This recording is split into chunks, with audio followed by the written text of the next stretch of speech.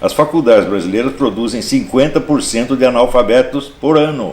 Olha, dos que escrevem no Brasil hoje eu só leio por caridade. Não tenho absolutamente nada a aprender com eles. Uma faculdade de filosofia que não forma filósofo, ela está consumindo dinheiro público apenas para o seu próprio deleite ou para propaganda política. Quer dizer, que autoridade moral ou intelectual tem essa gente para falar sobre qualquer problema? É zero, zero, zero, zero. Mas uma coisa eu digo, os militares são patriotas, eles amam o Brasil e eles em geral são honestos, muito mais honestos do que os políticos civis. Quer dizer que os professores brasileiros não só são ignorantes, mas eles impõem a sua ignorância aos alunos.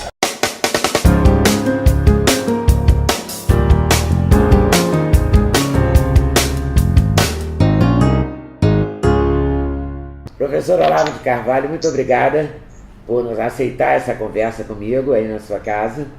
Valeu. Eu quero agradecer também a Roxane, a Leila, ao Josias e ao Duda, meu filho, que também todo mundo estamos fazendo um mutirão aqui para isso dar certo.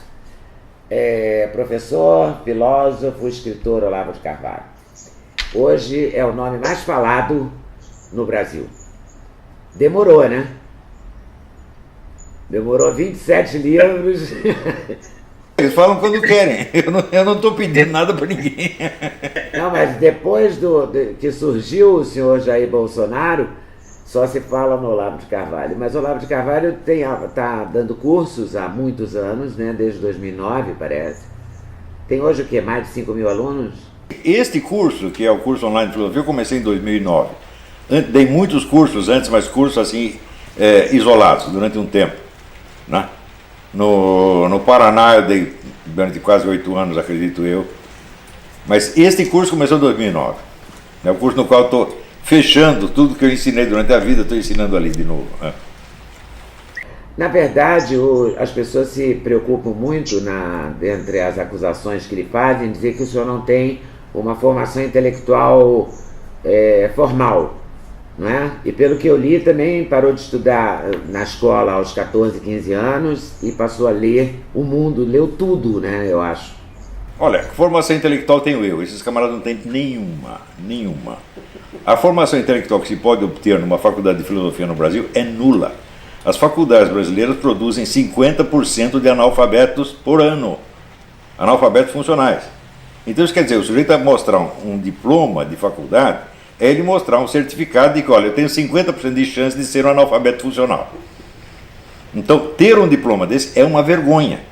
Ninguém deveria aceitar uma porcaria dessa e eu não aceitei jamais. Não só não aceitou, como buscou conhecimento sozinho, não é a partir... Sim, não sozinho, porque isso não existe. O autodidata é uma expressão praticamente autocontraditória, né? Ninguém aprende sozinho. Eu sempre procurei pessoas qualificadas para me orientar, para me ajudar. Tive contato com uma pleiade de gênios no mundo que sempre me ajudaram, né? Por assim dizer, eu formei um corpo docente para mim mesmo.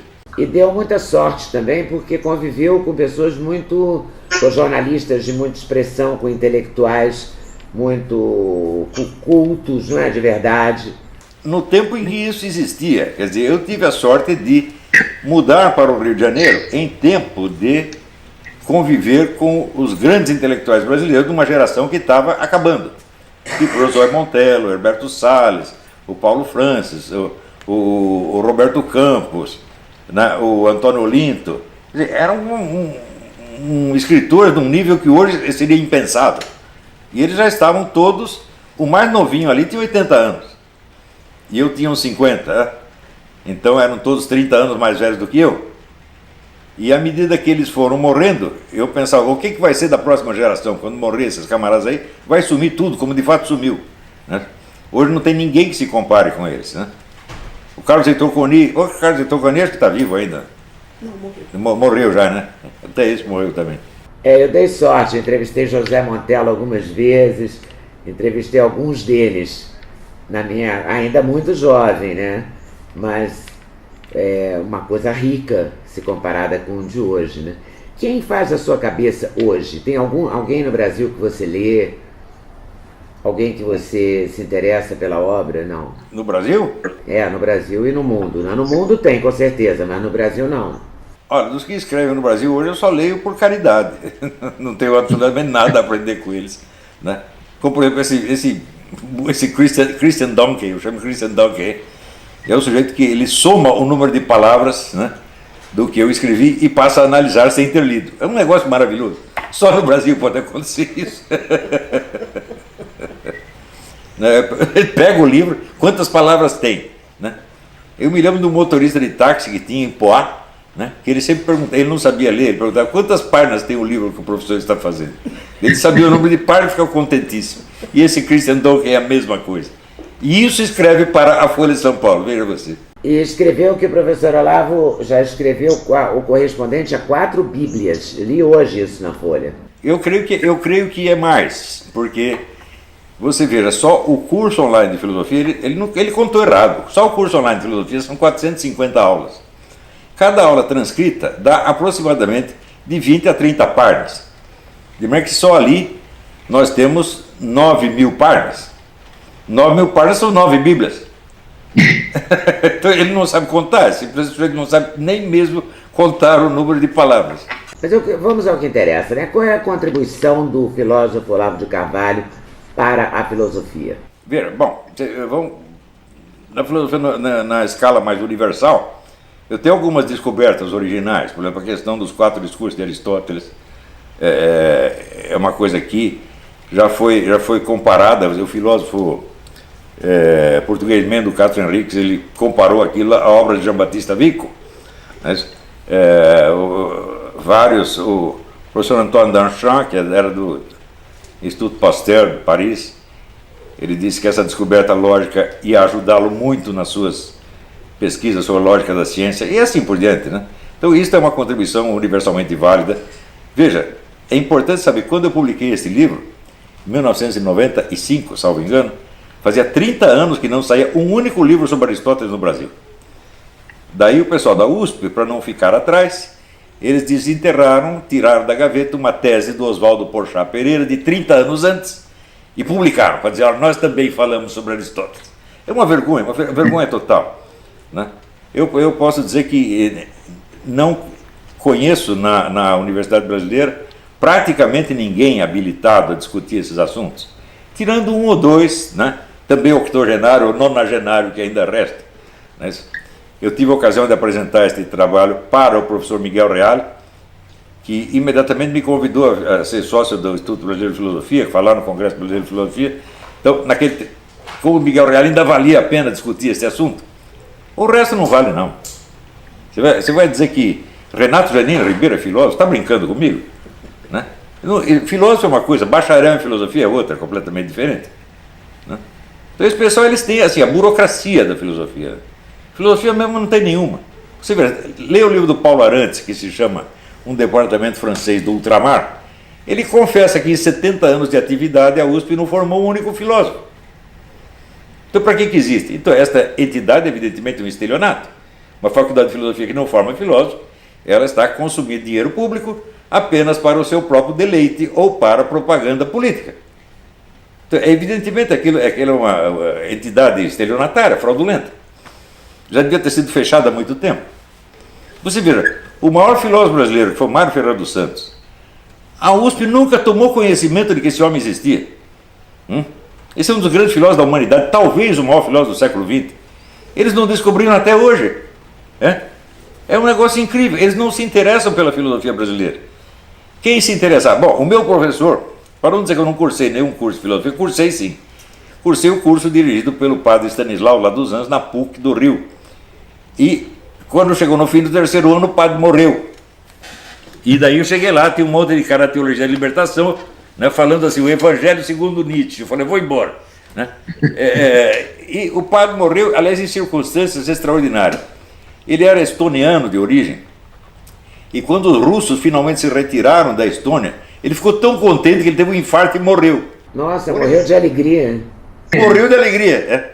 E a partir daí eu abandonei o curso, não quis mais, porque eu achava o único cara com quem eu queria estudar, fazendo todo o panorama universitário brasileiro, era o padre lá dos Anjos. O resto eu não quero, não. E é curioso que eles dizem, não, ele não tem formação universitária, tem melhor que eles, melhor que a deles. Né? Eu estudei o curso, quem valia estudar, eles não. Você vai aprender filosofia com o Renato Janine Ribeiro, tá brincando comigo, pô? Com a Marilena Chauí? Não dá, meu Deus do céu. Assim, é um pessoal intelectualmente muito inferior. E a inveja que eles têm é um negócio horrível. Porque ele diz, puxa, eu me esforcei tanto para tirar esse diploma, daí vem esse cara sem nada, e ele faz esse sucesso, todo mundo lê o que ele escreve. Os meus livros não vendem 2 exemplares, que coisa mais... Quer dizer, se roem de inveja, ficam roendo o pé da mesa. São os coitados, um bando de infelizes, tá entendendo? Fracassados, né? É uma coisa horrorosa. E você vende bem, porque você já vendeu mais de 200 mil de vários livros. Não, o mínimo vendeu 500 mil. 500 mil, isso não... É assim, quase Paulo Coelho, ou mais que Paulo Coelho. Não é? É incrível, é um sucesso extraordinário para o Brasil, né? O Mário Ferreira dos Santos, em vida, também vendia muito livro. Os livros dele eram um sucesso. Quando ele morreu, parou de vender. E os sucessores decidiram enterrá-lo e nunca mais falar dele. Isso é um grande gênio da filosofia. Quer dizer, a orientação filosófica dele é totalmente diferente da minha, mas eu vejo a grandeza do que ele fez. A USP até hoje não descobriu que existia o Mário Ferreira dos Santos. É um negócio incrível. Agora, o padre lá dos Anjos, ele quando chegou no Brasil, a primeira coisa que ele fez foi averiguar tudo o que havia de filosofia no Brasil. Ele juntou todas as obras de todos os filósofos brasileiros, publicou uma antologia apresentando um por um, ou seja, ele tinha interesse pelo pensamento brasileiro. Quem também tem é o atual ministro da Educação, Ricardo Vélez Rodrigues, que é colombiano. Então estou citando aqui os caras que mais se interessaram pelo pensamento brasileiro foram um estoniano e um colombiano. Brasileiro mesmo, nenhum. Esse pessoal da USP só quer fazer, um puxa o saco do outro. Né? Chega lá o Zé Américo, Mota Peçanha, Marília Chauí, Marilena, e o Zé Américo. Né? É uma autoadoração absolutamente nojenta. É só para isso que serve, é só oba-oba, você está entendendo? Não tem substância nenhuma, zero. É triste isso, né? É triste, né? É muito triste. Chega o Zé Arthur Gianotti. Ele diz, a filosofia é uma atividade que lida eminentemente em contextos. O sujeito que fala uma coisa dessa, ele tinha que ser retirado ali e jogado na privada. Porque se é texto, então Sócrates está fora da filosofia. Né?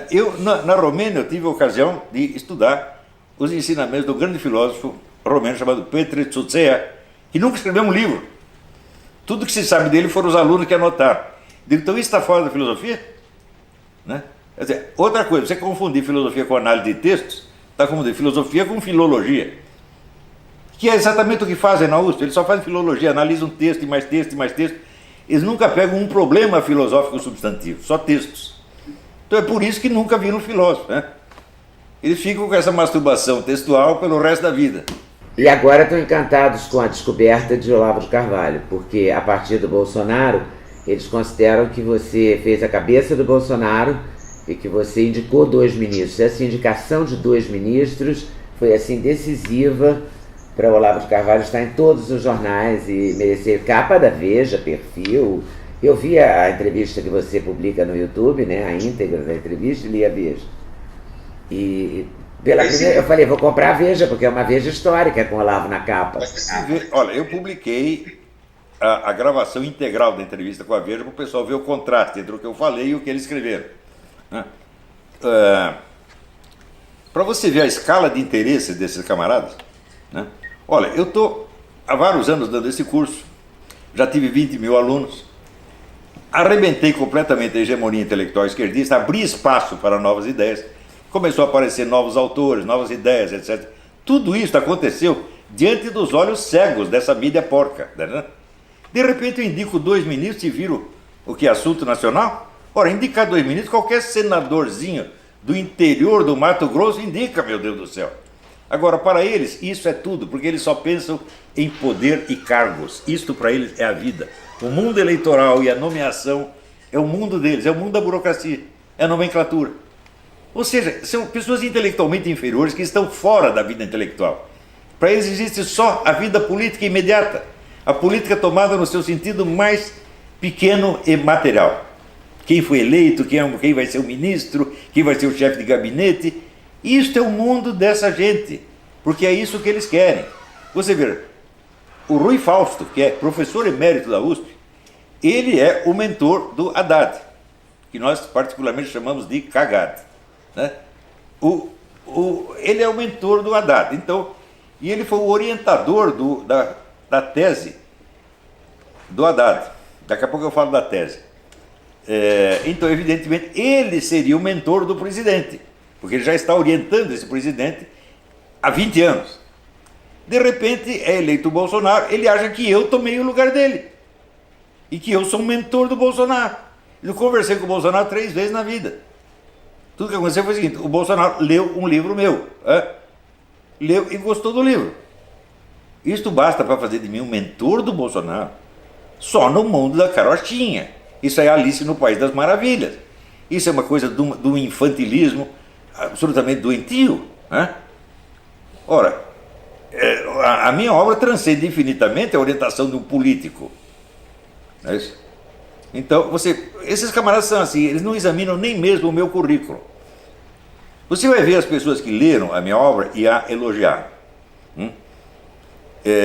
Você tem lá gente como o próprio Miguel Reale, como o professor Wolfgang Schmidt, um dos grandes físicos da humanidade, o professor Antônio Danchamp, gente desta altura, que nunca leria um texto de Rui Fausto ou de Renato Janine Ribeiro, nem presta atenção nisso.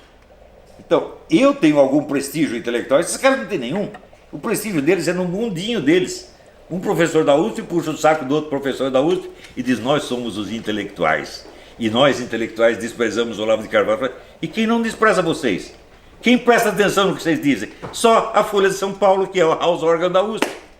Então, é aquele mundinho fechado, pequeno, que um fica lambendo o outro. Asino, asinus fricat. O asno alisa o asno. Né? Isso é o que acontece na USP há 50 anos. É um mundinho fechado de interpuxação de saco, interbadalação, e eles chamam isso de vida intelectual. E querem ser os donos do pedaço. E vocês são ridículos. O povo todo, os leitores já perceberam que vocês não são de nada. Vocês são burros, incapazes, ineptos. E está prestando atenção no que eu digo. Daí vem este jumento desse donkey, conta as palavras e começa a interpretar, sem ter lido.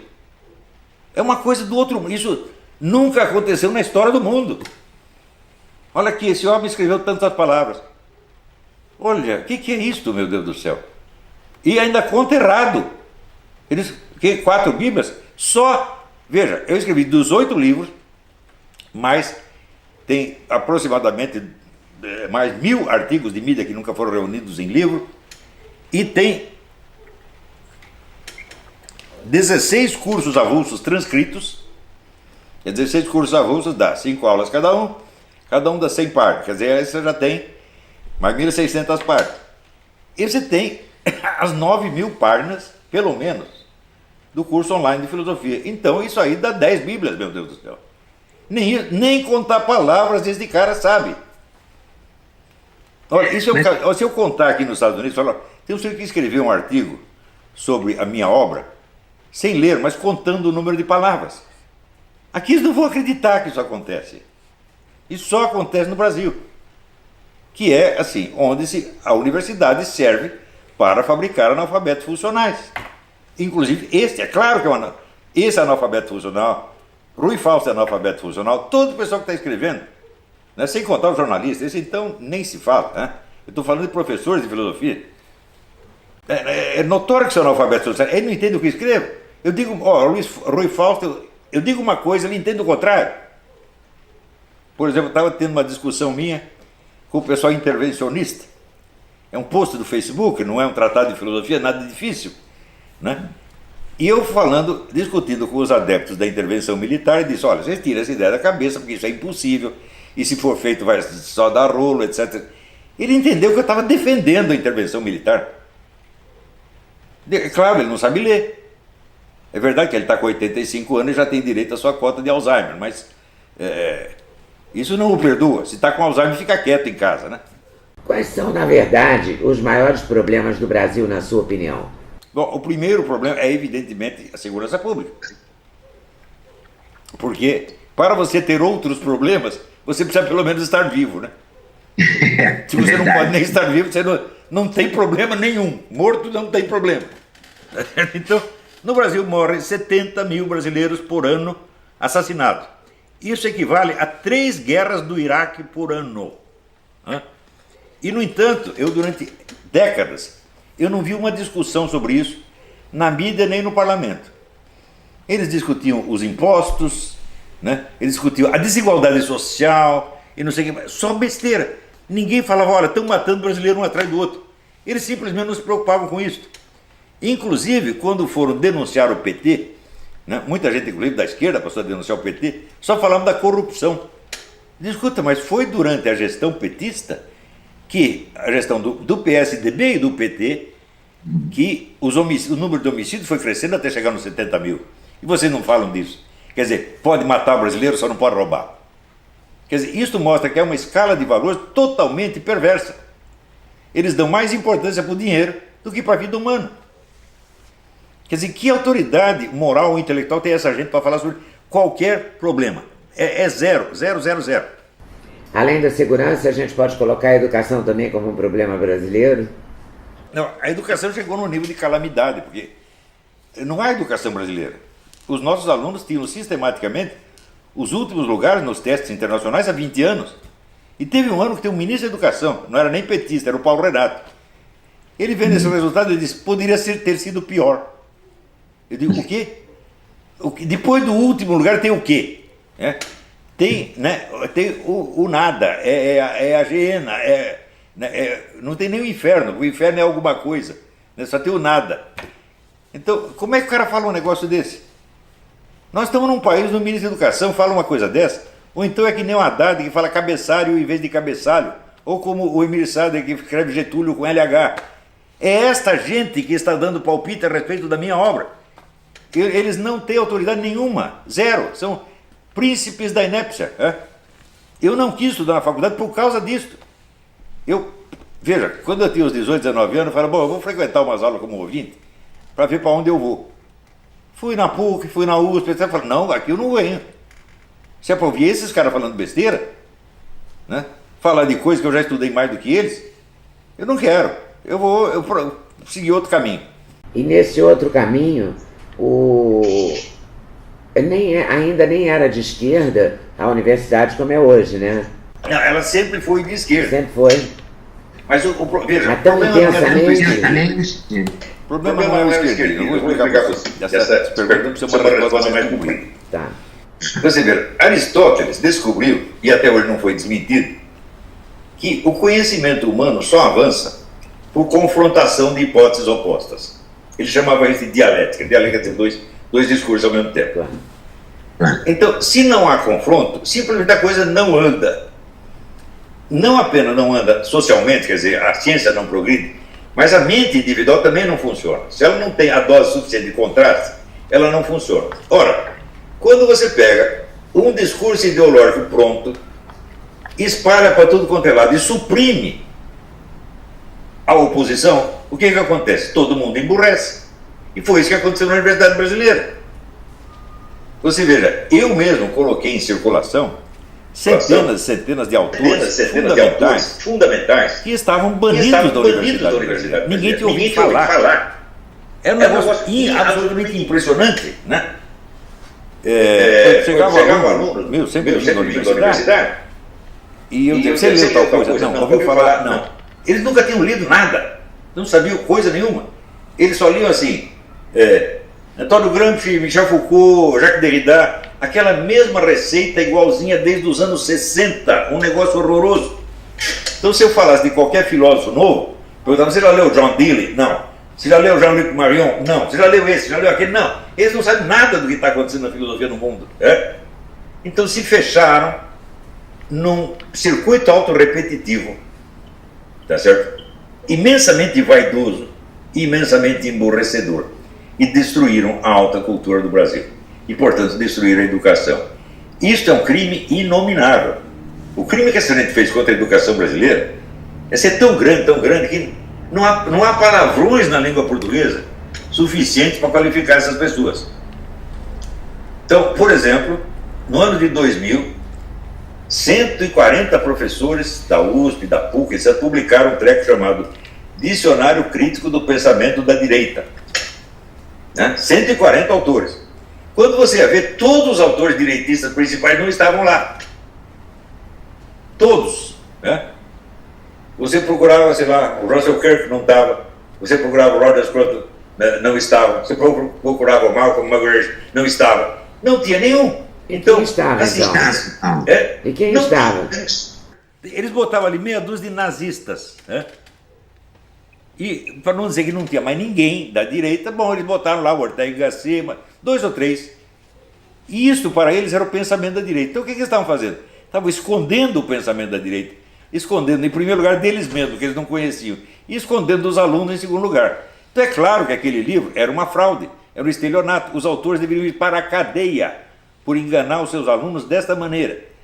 O cara que se apresenta como autor de um dicionário de um assunto está se apresentando como um especialista na matéria e quer ser respeitado e ouvido como tal.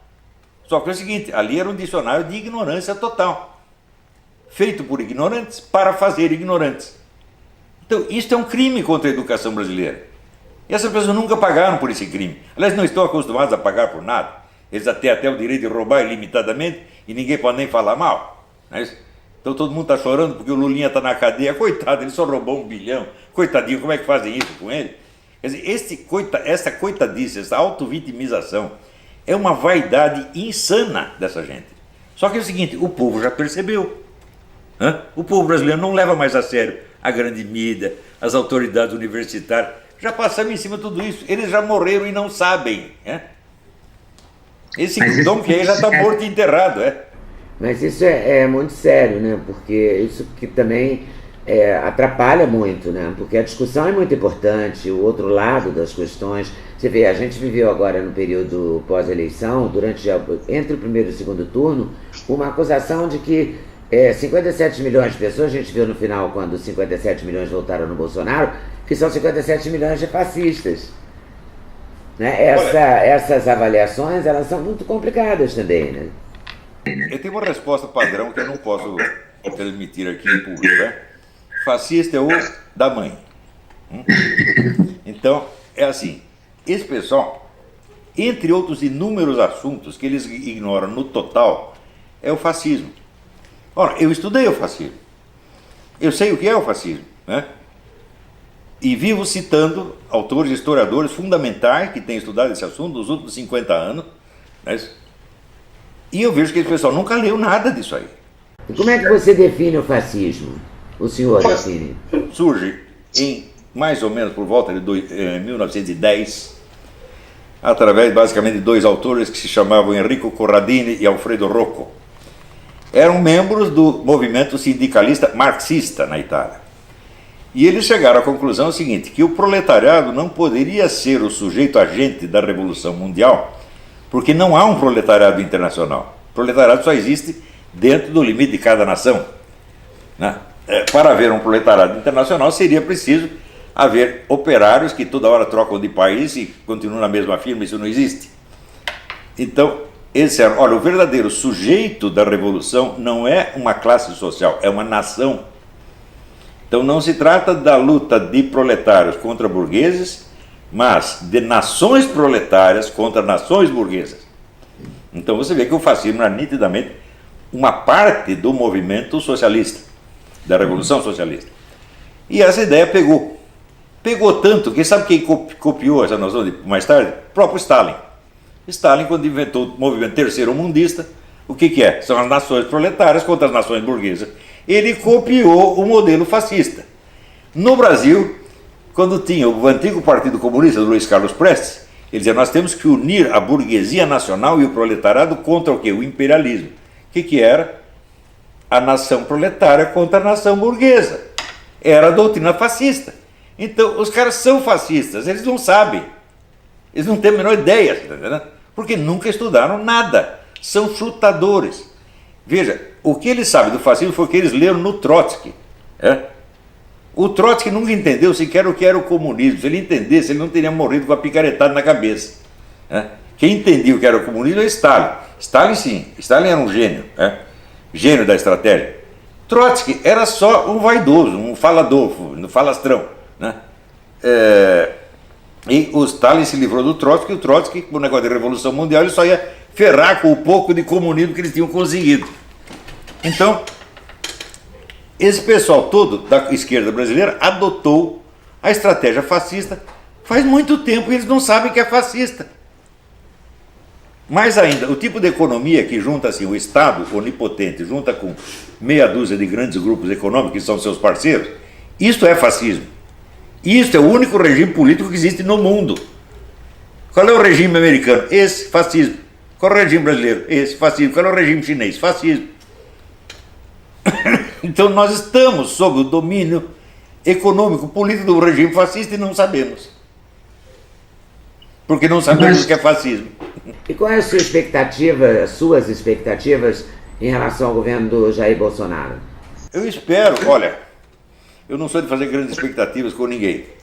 Se ele conseguir resolver o problema de segurança pública e salvar a vida de 70 mil brasileiros por ano, ele já fez muito.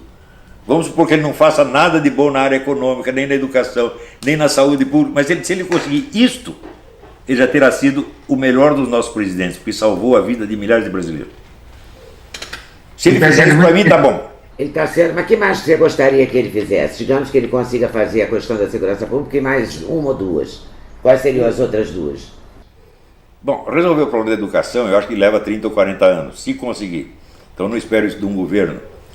Tá certo? Mas na economia dá para fazer alguma coisa. Mas eu não conheço em profundidade as ideias do Paulo Guedes. Eu conversei uma vez com o Paulo Guedes, vai fazer 20 anos, fiquei impressionado com os conhecimentos dele, me pareceu uma pessoa muitíssimo culta, pelo menos na área econômica, mas eu não sei exatamente qual é a proposta dele, eu não posso dar palpite. Então, eu não exijo mais nada do governo Bolsonaro, a não ser este problema que me angustia há anos. Porque matarem 70 mil pessoas por ano é genocídio, meu Deus do céu. É? Quer dizer, o brasileiro não pode sair na rua tendo a certeza que vai voltar para casa vivo. E as pessoas estão falando de 1001 problemas, né? Desigualdade social. Fala, bem, filho, mas se você está morto, o que lhe importa a desigualdade social? Esses caras que estão morrendo são os ricos? Não, é o pobre. É verdade, porque o rico está no carro blindado. Claro, exatamente. E está tudo bem. Lá os deputados, senador, banqueiro, ministro, está tudo bem protegido, cheio de arma, e ainda querendo tirar as armas do pobrezinho para ele não se defender. Pois é, essa questão das armas. Você é a favor da possibilidade de porte de arma? Olha, eu acho assim, eu até escrevi na minha página como lema, desarmamentismo é genocídio. Ou seja, aqui nos Estados Unidos tem um estado chamado Maine, onde eu fui caçar com meu filho. Todo mundo no Maine tem arma. E no Maine simplesmente não tem crime. É o estado mais pacífico que tem. Aqui na Virgínia também. Muita gente tem arma, a criminalidade é baixíssima. Aqui crime, quando tem o sujeito pegou a mulher com o vizinho e matou os dois. Isso é o crime que tem. Né? Um lugar muito pacífico, as pessoas nem fecham a porta para dormir aqui. É um negócio impressionante. A confiança que existe de pessoa a pessoa, entre as pessoas mais diferentes, né? Isso existe aqui, está todo mundo armado. Aqui você pode sair com arma na cintura desde que esteja à mostra, você não pode esconder. Você entra no supermercado, tem lá um neguinho com a pistola pendurada aqui, né? Ou aqui, sei lá. Né? É normal isso aqui. Agora, o brasileiro virou caipira com esse negócio de arma, ele tem medo de arma. Eu digo assim, a arma é perigosa, mas não dos dois lados, né? A arma é perigosa, depende de que lado dela você está. Agora, o pessoal tem medo da arma dentro do lado do cabo. Você bota o cabo, você já sai correndo. Então, viraram crianças. Né? Aqui é comum você ver o pai ensinando uma criança de 7, 8 anos a atirar, a caçar, ou a se defender de um animal feroz que o ataque. Se você vê assim, descrição de ataque de urso, é uma coisa medonha. Tem que passar fogo no bicho mesmo, não tem conversa. Né? Lá no Maine, onde eu estive, eles têm que matar 3 mil ursos por ano, porque senão os ursos acabam com todas as vacas e cabritos, etc.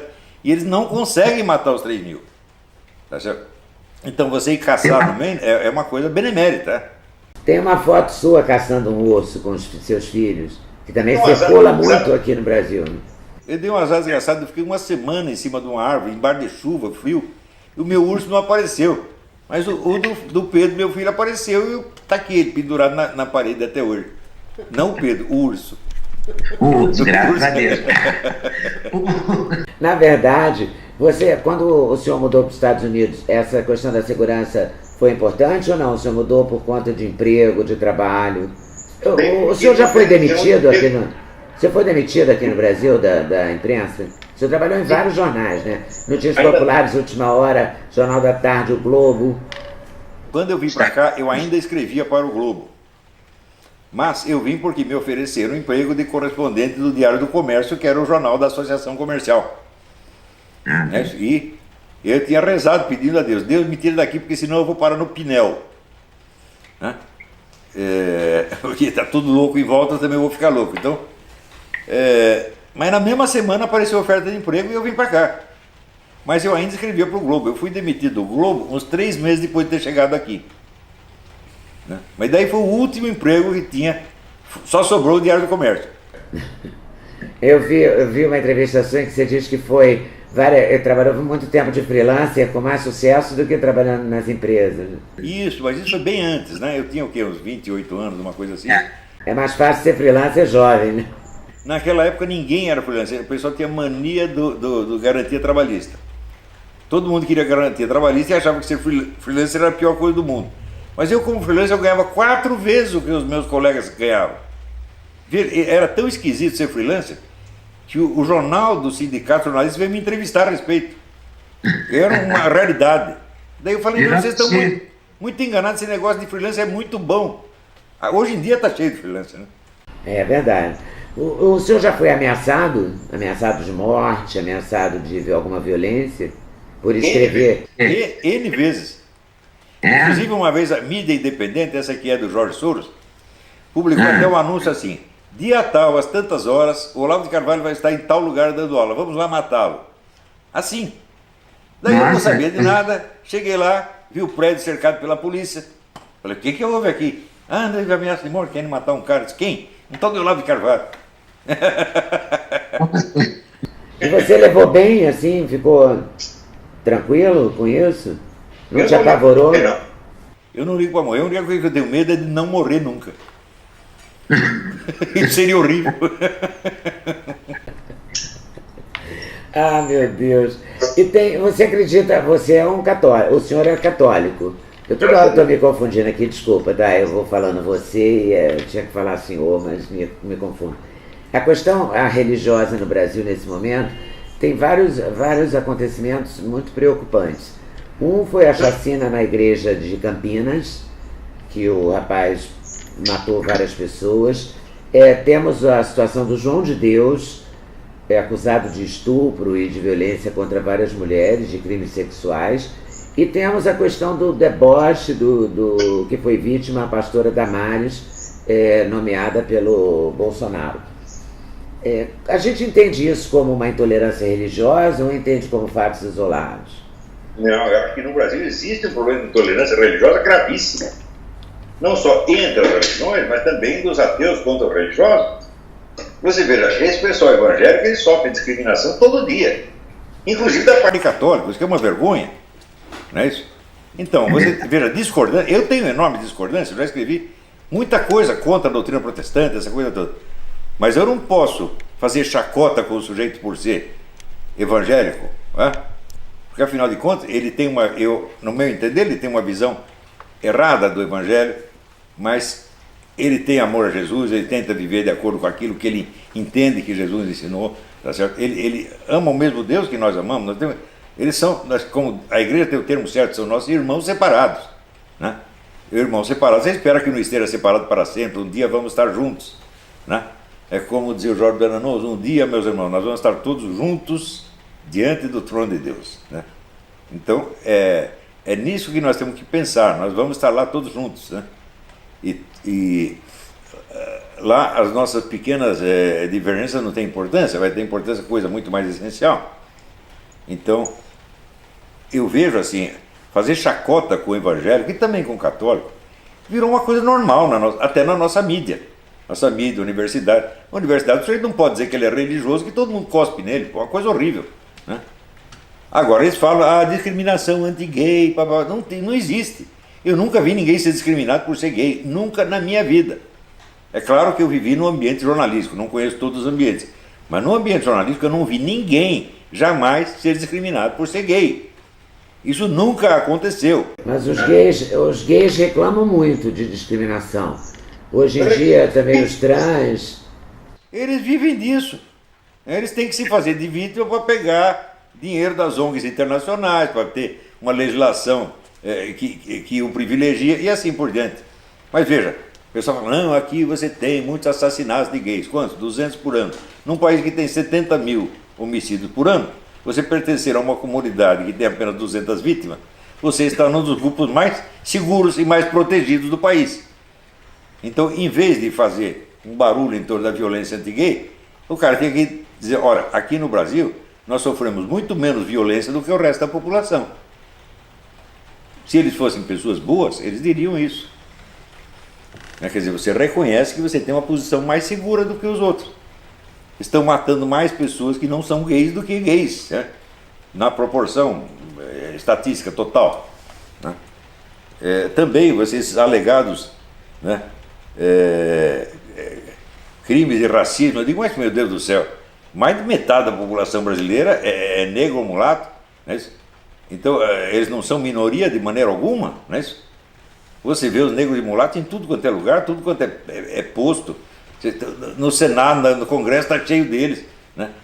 No Exército está cheio de general, preto, mulato. Quer dizer, que história de discriminação é essa?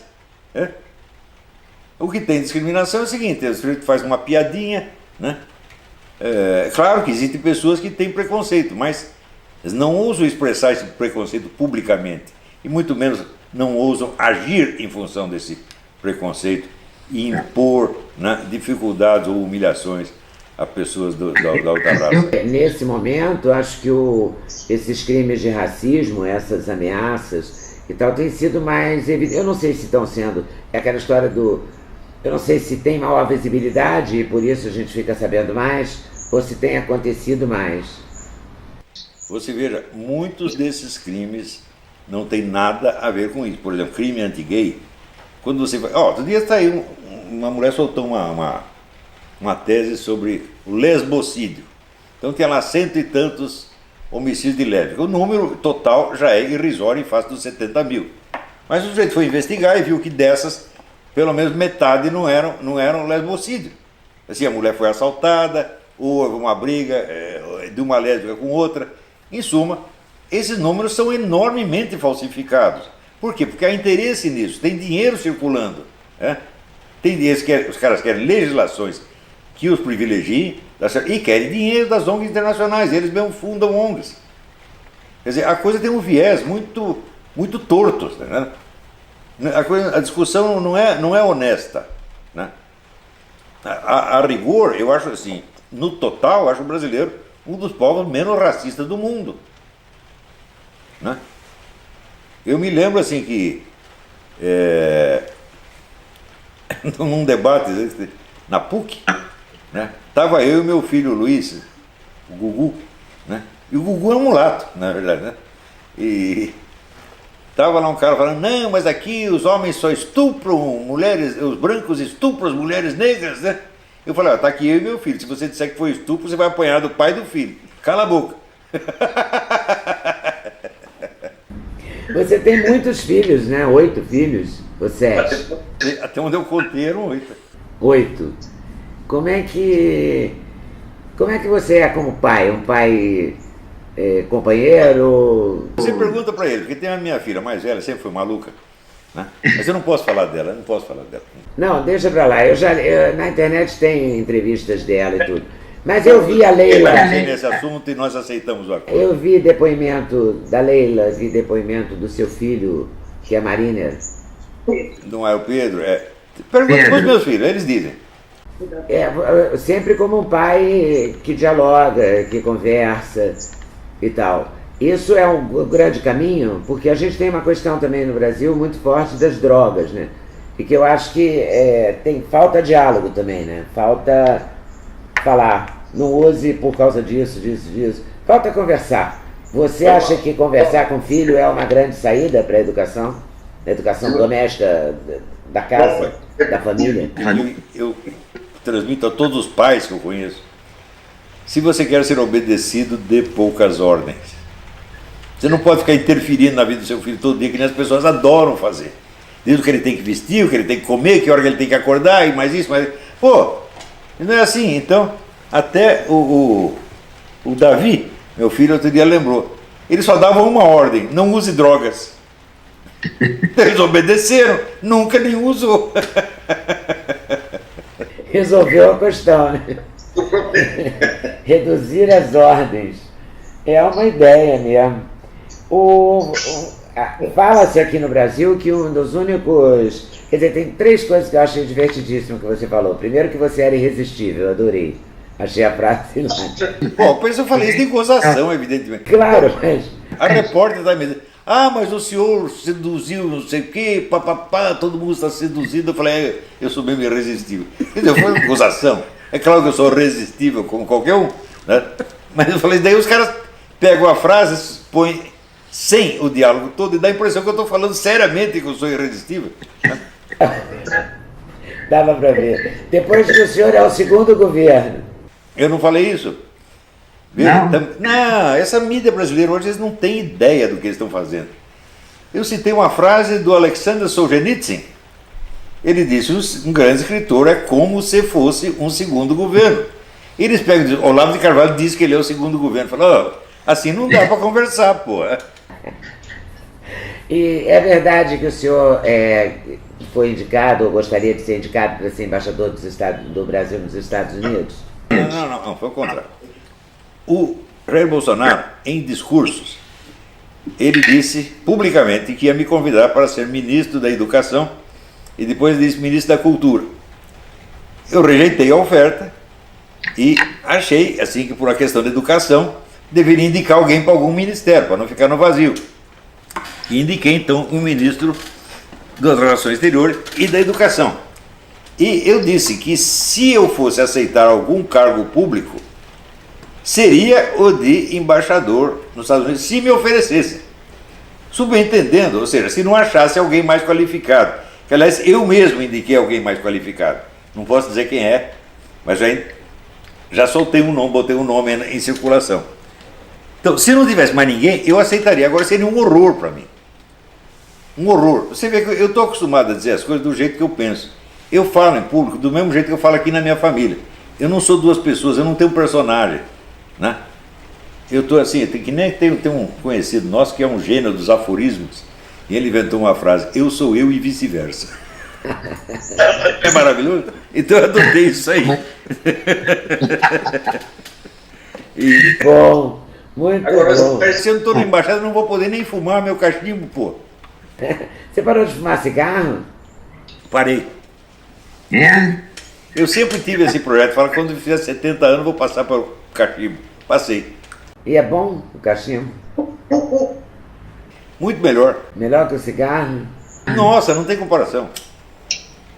Quais são os intelectuais que hoje, algum intelectual hoje que você está lendo? Quem que você está lendo hoje? O senhor está lendo hoje? Do Brasil? Só, uma vez eu li, que eu ouvi o senhor dizendo que quem não leu 70 livros por ano não pode ser uma... O especialista numa área, ele tem que ler 70 livros da especialidade dele por ano, se ele quiser se manter atualizado. Né? Então, bom, eu leio os livros assim, por assuntos que estão me interessando no momento, que não quer dizer que eu considero aqueles os intelectuais mais importantes, né? Mas atualmente eu estou lendo muitos livros de um historiador israelense chamado Zeev Sternhell, que é um historiador do fascismo, um dos grandes historiadores do fascismo, né? E um outro americano chamado James Gregor, também historiador do fascismo. Porque como o pessoal começa a falar muito de fascismo, fala, não, eu vou pegar esse autor que eu já li 20 anos atrás, estou lendo de novo, né? Para refrescar as ideias. Mas não quer dizer que eu os considere os principais, não é isso? E agora eu vou dedicar um tempo a esse escritor alemão chamado Hermann Broch. Eu tenho vários livros do Hermann Broch, só li um pouquinho, e assim que eu terminar com o negócio do fascismo, eu vou pegar o Hermann Broch. Houve uma fase, no ano passado eu estava lendo todos os romances do Jacob Wassermann, tremendo romancista alemão, maravilhoso, né? Escreveu o Processo Maurícios e outro, que aliás está traduzido no Brasil. Fiquei um ano lendo tudo que tinha do Jacob Wassermann, né? Em suma, eu fico lendo coisas que no Brasil nem existem, a pessoa nem sabe. Eu estou falando, eu pus centenas e centenas de livros em circulação no Brasil, que são livros essenciais das suas disciplinas, e que na Universidade Brasileira ninguém conhecia, nem falava.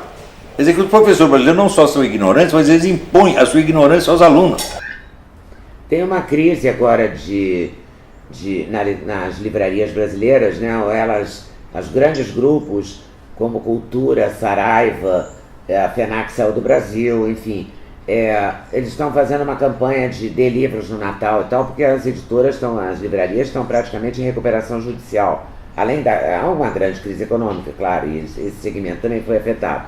Mas nesse momento a gente corre o risco de ter cada vez menos livrarias e livros circulando. Há editoras que cancelaram, já limitaram o lançamento de livros por ano, cortaram pela metade. Se lançavam 100, vão lançar 50, se lançavam 200, vão lançar 100. Há uma crise nessa área literária, né, da literatura, seja ela política, ou de ficção, ou de não ficção. Você sabe disso? No Brasil existe um problema crônico que ultimamente se agravou muito, que é assim, o desprezo pelo conhecimento e o amor aos seus símbolos exteriores. Ele não quer saber nada, mas ele quer ter um diploma, quer ter um cargo, quer ser professor doutor. Isso aí é um negócio que já foi documentado por Machado de Assis e Lima Barreto desde o século XIX. Tem a teoria do medalhão do Machado de Assis, já documentava isso, acho que em 1870. Depois o Lima Barreto, no começo do século, também escreveu muito sobre isso. É o problema do bacharelismo. Então, o conhecimento não importa, mas importa você ter o cargo, o título, ser doutor, etc. Quer dizer, é uma coisa de país subdesenvolvido mesmo. E, por isso mesmo, a circulação de livros sempre foi pequena. Só que ela diminuiu. Hoje em dia, veja, eu acho que uns 10 anos atrás eu fui fazer a conta, o Brasil tinha menos livrarias do que nos anos 50. A Folha de São Paulo vende menos exemplares do que nos anos 50. Eu me lembro assim que nos anos 50 você tinha, por exemplo, tinha a Última Hora do Samuel Weiner. Volta e meia, a Última Hora fazia 1 milhão de exemplares. Isso não acontece mais hoje. E a Última Hora não era um jornal rico. É claro, um jornal de escândalo, etc. Bom, mas e daí? Era 1 milhão de exemplares, é 1 milhão de exemplares. Entendi. Eu trabalhei com o Samuel quando ele já estava gaga, mas ele era um gênio. Eu não conhecia o Samuel. Vamos falar de uns, rapidinho assim, globalização e globalismo. Qual que é o seu lado nessa história? Bom, globalização, houve várias globalizações. Cada vez que você tem uma expansão, né, das intercomunicações, então há um processo. Veja, o Império Romano foi um processo globalizante, a Igreja Católica foi um processo globalizante, os descobrimentos foram um processo globalizante e assim por diante. Isso aí é normal. Houve um grande geógrafo chamado Ellsworth Huntington, não é o Samuel Huntington, acho que era um tio-avô dele, que diz que, olha, existem poucas constantes na história humana, e uma delas é assim, a constante aproximação entre sociedades e culturas diferentes. Portanto, vamos dizer, a globalização é uma constante da história humana. Mas acontece que no fim do século XIX aparece um grupo de bilionários que tem a ideia de criar um governo global. Tem a ideia, vamos dizer, de transformar o planeta inteiro numa espécie de sociedade administrada por eles. O primeiro é o Cecil Rhodes, que foi o fundador da Rodésia, e depois vieram os Rockefellers, Rothschild e muitos outros, E o pessoal que se reúne no Clube Bilderberg, E eles realmente acham que eles são uns gênios insuperáveis que têm a solução para todos os problemas humanos. E o fato é que não são. Então, eles acham que é possível uma administração global, uma governança global, como eles chamam. Bom, é possível, só que vai ser muito pior do que agora.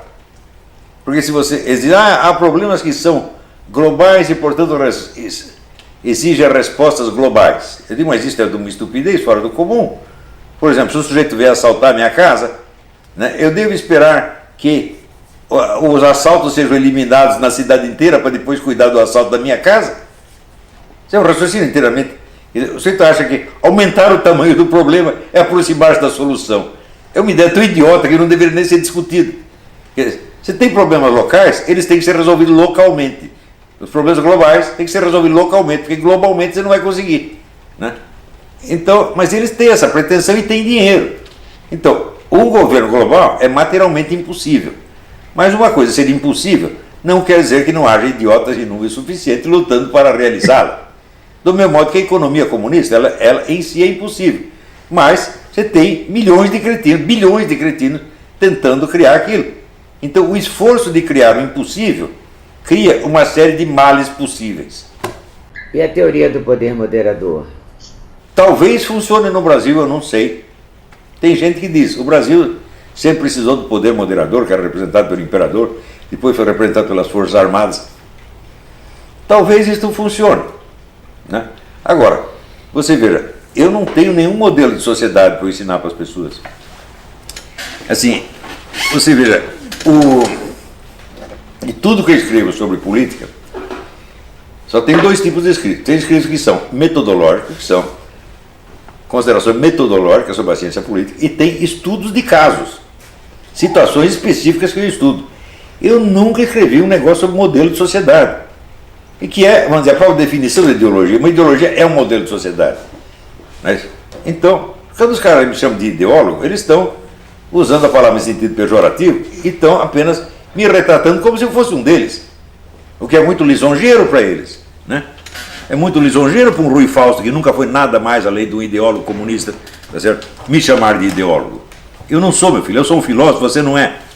Você é um servidor do partido, você é o que a gente chama, na França, chama um intelocrata, né? Você é o grupinho de intelectual que quer mandar no país. Isso é o que você é. Só sabe fazer, só sabe disputar cargo, né? E querer, só pensa no poder, né? No poder no sentido, inclusive, o mais banal, porque existe um poder inerente à vida intelectual que se exerce pela pura vida intelectual, né? O escritor influencia através dos seus livros, né? Ele não precisa disputar cargo, ele não precisa conspirar, né? Agora o pessoal não entende isso, eles não entendem a força da literatura, a força da filosofia, a força do pensamento, eles não entendem. Eles acham que é tudo conspiração política e que eu estou lá na conspiração para eleger o Bolsonaro. Você veja, quando me pediram para escrever um prefácio para a biografia do Bolsonaro, eu me recusei. Eu falei, eu não sou propagandista do Bolsonaro, eu sou um eleitor dele apenas. E se as pessoas me perguntam em quem deve votar, eu digo, vou votar no Bolsonaro, porque é um homem honesto num mundo que só tem ladrão. E isso é suficiente para mim. Eu nunca fui nada mais do que um eleitor do Bolsonaro. As outras questões, tipo escola sem partido, contra o aborto, a favor do desarmamento, do armamento, permitir que as pessoas tenham arma, isso tudo pesou? Pesou em parte. Pesou em parte.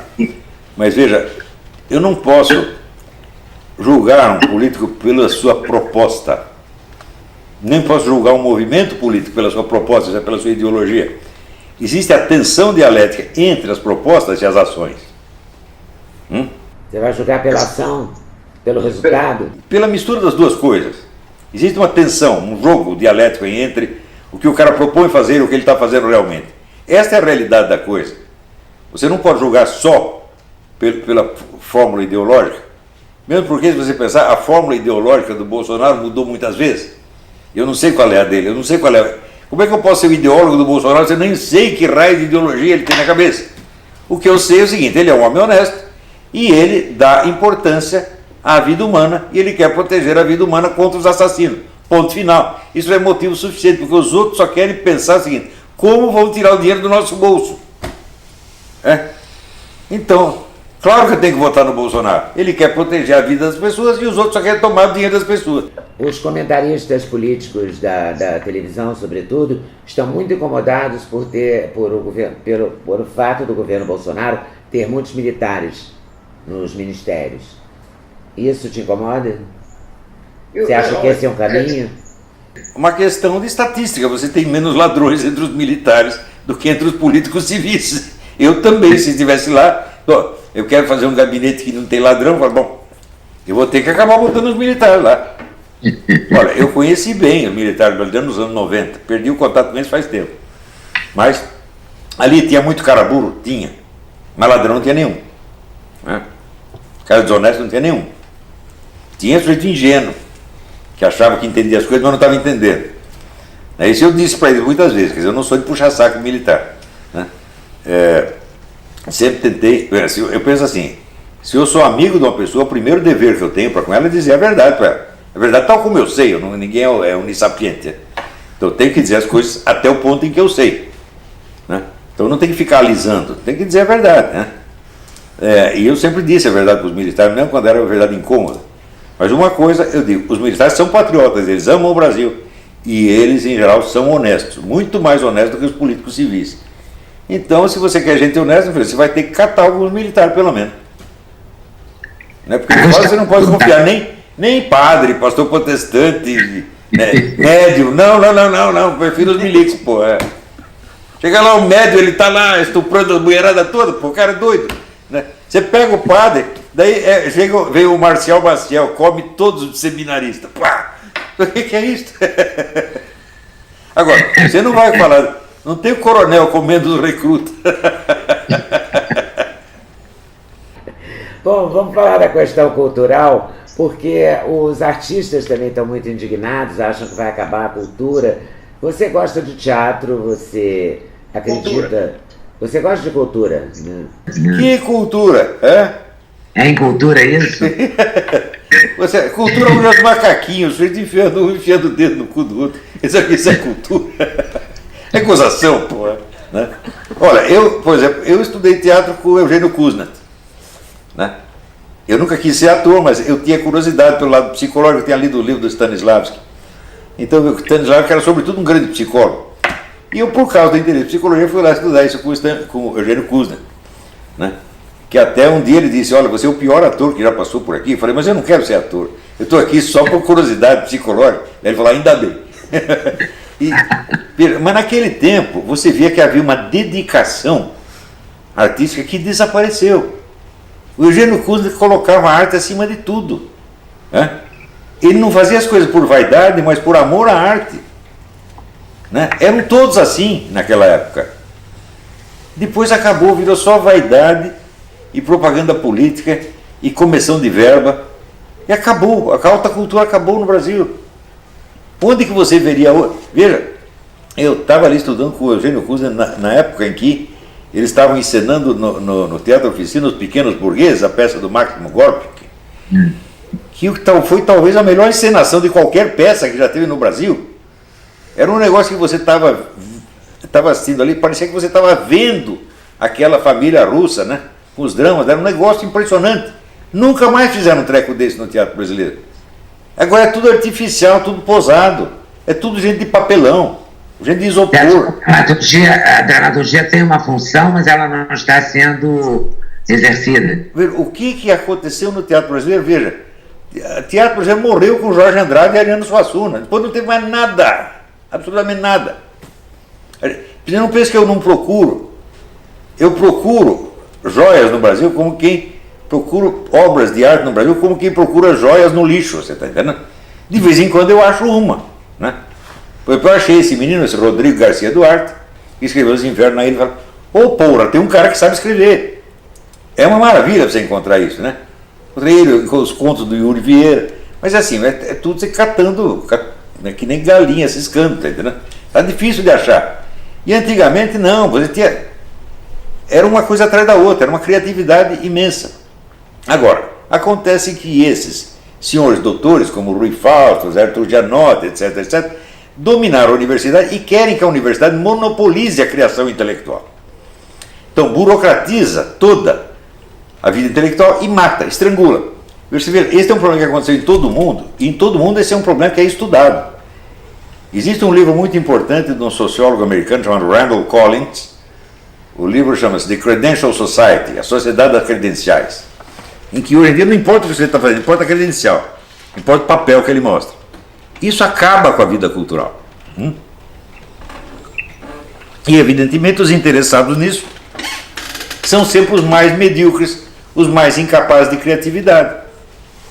Você imagina, por exemplo, se um escritor de verdade, como Josué Montello ou Jorge Amado, ia querer essa burocratização.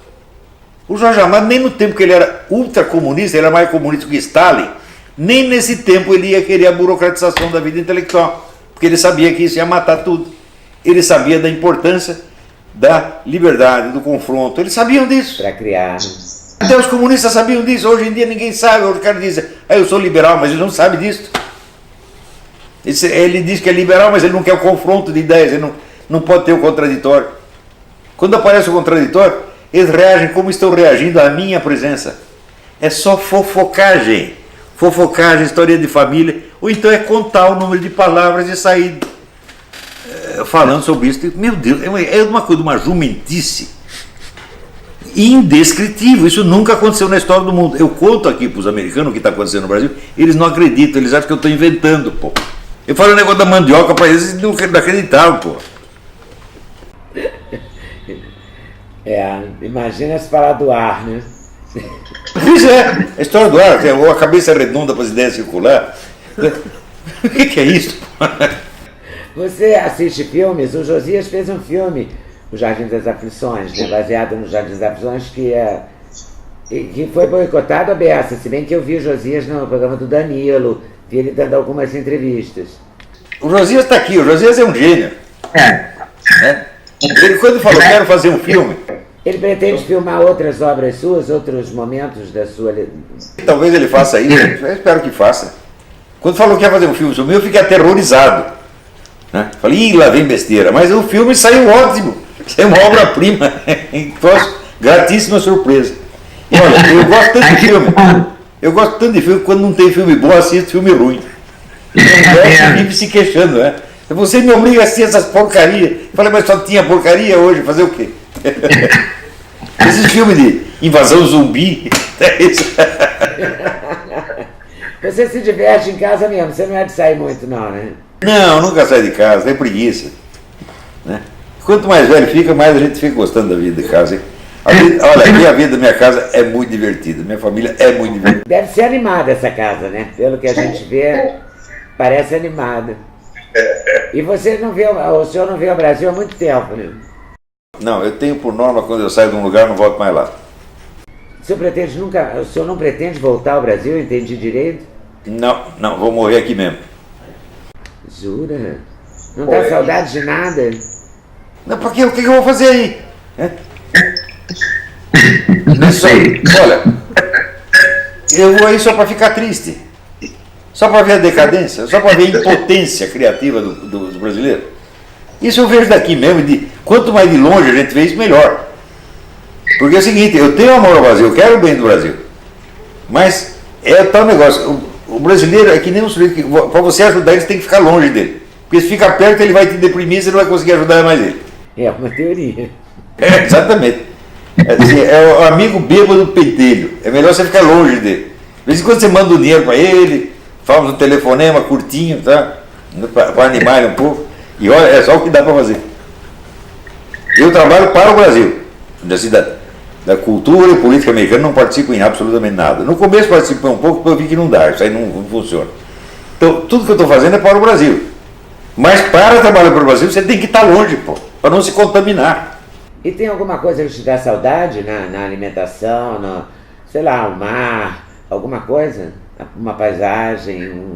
Outro dia eu estava pensando assim, eu tive uma crise existencial porque eu estava com saudade de pastéis com caldo de cana. Eu falei, isso é uma coisa boa que tem no Brasil, está faltando. E também, né, cupim de boi, só tem no Brasil, aqui não tem. E aqui os bois não tem aquela corcova. Só nessa área mesmo a saudade, né? Só na área gastronômica. Me diz uma coisa, eu sei que tem que terminar a entrevista, mas dá vontade de ficar a vida inteira conversando com você e perguntando coisas. Tem só uma coisa que eu queria saber, o senhor tem acompanhado o Papa Francisco? O Chico Buarque foi ontem lá pedir a ele com um dia desses, não sei exatamente se foi ontem, mas com um documento de 100 páginas para pedir a libertação do Lula e tal. O que o senhor acha do Papa Francisco? Olha, eu acho que ele é um medíocre. O mínimo que eu posso achar dele é que é um medíocre. É um homem que realmente não tem capacidade para estar no posto em que ele está. Né? E se Deus deixou que ele fosse lá, em parte foi, né, para nos fazer passar um vexame. E nós precisamos de um vexame para aprender. Vocês não querem essa esculhambação toda da igreja? Tá bom, tá, isso aqui vai completar a esculhambação. É mesmo. E depois, o Brasil tem jeito, professor Olavo de Carvalho? Eu não sei, eu espero que tenha, e a gente sempre deve agir como se tivesse. Nós devemos nos esforçar para que tenha, e agir como se tivesse, mas não nos cabe profetizar as coisas, né? Não, olha, tem gente demais profetizando, Tem gente demais criando modelos de Brasil, tem gente demais inventando modelos de Constituição. Eu digo, por que a gente não aprende assim, a lidar com problemas que estão mais ao nosso alcance? Um problema de cada vez, né? Começando pela segurança. Claro, começando pela segurança. Eu também não tenho uma solução global para o problema da segurança. Mas eu acho, por exemplo, que permitir que os cidadãos tenham armas na sua casa já eu acho que é um bom passo. Porque a gente vê aqui que todo mundo tem armas e nada acontece, a pessoa tem medo de invadir as casas dos outros. E promover o emprego também. A questão do emprego é uma questão muito grave nesse momento, né? Sim, só que aí ultrapassa a minha capacidade. Como é que nós vamos dizer, fomentar a economia a esse ponto? Eu realmente não sei.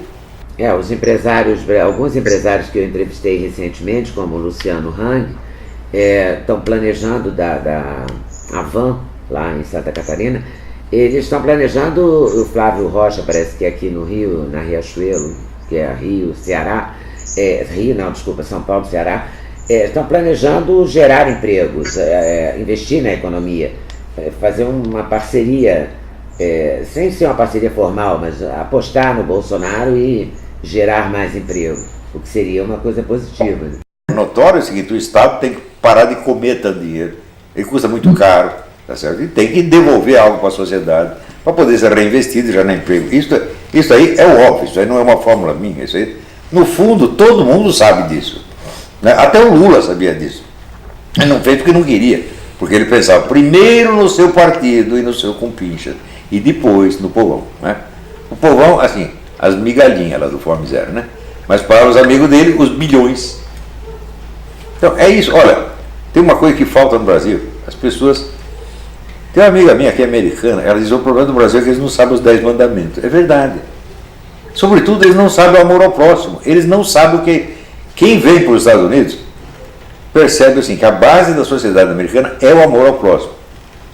Nem todo mundo é igual, nem todo mundo é bom, mas o amor ao próximo é uma coisa que existe aqui. Né? O americano, qualquer porcariazinha que você faz, ele te elogia, fala, I'm so proud of you, você é maravilhoso. Eles fazem isso e te incentivam. No Brasil, não. Olha, eu estou com 71 anos, nunca tive uma ideia no Brasil que todo mundo não dissesse que ia dar errado. Então ali é o seguinte, a psicologia do caranguejo no balde. O caranguejo que está querendo sair, o outro puxa pela perna. Né? Eu não vou para cima e você também não pode ir. Isso aí tem que parar, nós temos que começar a civilizar o Brasil, ensinar os bons sentimentos. A pessoa não tem. Se você ver a mentalidade da nossa mídia, só tem gente ruim. Eles são malignos, são maldosos. Aquela maldade pequena, sabe, maldade de fofoqueira de cortiço. Né? O senhor diz que a economia não é o motor da história. Né? O que é o motor da história? Qual é o motor da história? O motor da história são as pessoas que têm as ideias e fazem as coisas. Né? Então, é evidente que as grandes ideias, sobretudo as grandes personalidades, movem o mundo. Elas vão primeiro. Olha, a economia não pode mover a sociedade, pelo seguinte, a economia é a coisa mais volátil que existe. O estado econômico de uma nação pode mudar em 24 horas ou em 10 minutos. Você vê assim, o Jorge Soros dá uma entrevista, ele acaba com a economia de um país do dia para a noite. Então a economia é muito volátil, ela não é um negócio estrutural, profundo, tá entendendo? Mas tem coisas que são estruturais e profundas. Né? Por exemplo, a religião. Não é isso? A religião dura séculos, milênios. Não é isso? Se você vê o que está acontecendo no Islã, por exemplo, né? Eles estão com a mesma religião do tempo lá do Maomé, a mesmíssima, e continuam agindo na mesma direção. Não é isso? Do mesmo modo, a Igreja Católica, ela decaiu muito e se estragou muito, mas no fundo ainda é a mesma. Não é isso? Então, esses são os fatores permanentes. Né? Aqueles, dizia Jacob Burckhardt, o grande historiador suíço, né? O Estado, a religião e a cultura. Esses são os fatores mais profundos. Né? A cultura é decisiva também, né? Absolutamente decisiva, porque aquilo que você não consegue pensar, você também não consegue fazer. Então tem que pensar primeiro. Né? Você tem medo, professor Olavo, de alguma coisa? Medo da morte, medo de ficar sem dinheiro, medo de não ser feliz, medo? Olha, minha mulher falou assim, eu tenho medo de morrer. Eu falei, eu tenho medo de não morrer. Ficar eternamente neste planeta seria um horror. Medo da morte eu não tenho nenhum. Eu tenho muita esperança de encontrar nosso Senhor Jesus Cristo. Muita.